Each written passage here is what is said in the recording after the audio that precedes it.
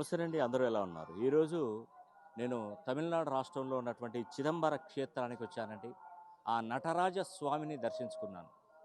ముఖ్యంగా నేను మీకు తెలియజేస్తున్నటువంటి విషయం ఏంటంటే, విదేశాలలో చదువుకున్నటువంటి పిల్లలు ఎవరైనా కూడా, ఉద్యోగాలు చేస్తుంటున్నటువంటి వారు, అదేవిధంగా విదేశాలలో ఇల్లు కట్టుకోవాలి, వివాహం జరిపించుకోవాలి అని అనుకున్నటువంటి వారు, మరి విదేశాలకు భారతదేశంలో ఉండి నువ్వు విదేశాలకు వెళ్ళాలంటే ఖచ్చితంగా శని అనుగ్రహం కలగాలి.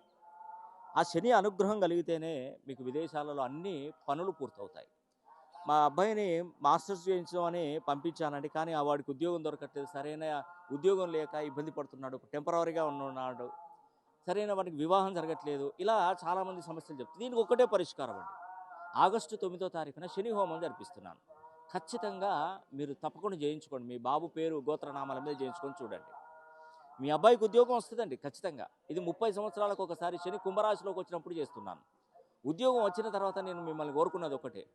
మేము గోశాల మా సంస్థానం ఉన్నటువంటి గోశాలకు మీకు తోచిన సహాయం వస్తు రూపంలో చేయండి. అవి వాటికి సంబంధించినటువంటి మేత కానీ, తౌడు కానీ, చెక్క పొట్టు కానీ, చెక్కపిండి కానీ, అవి తినే ఆహార వస్తువులు ఏదైనా ఉంటే సహాయం చేయండి, దానం చేయండి. మీకు మంచి జరిగిన తర్వాతనే. ఖచ్చితంగా మీరు ఆగస్టు 9వ తారీఖున శని హోమం జరిపించుకొని చూడండి. ఆ తర్వాత వచ్చే రిజల్ట్స్ని చూడండి. ఉద్యోగాలు వస్తాయి, వివాహాలు జరుగుతాయి, వ్యాపారంలో మంచి అభివృద్ధి జరుగుతుంది. దీర్ఘకాలికంగా ఉన్నటువంటి రుణ బాధల సైతం తీరిపోతుంది. ఇక్కడ తప్పినట్టయితే మళ్ళీ 30 సంవత్సరాల దానికి మనకు అవకాశం రాదు.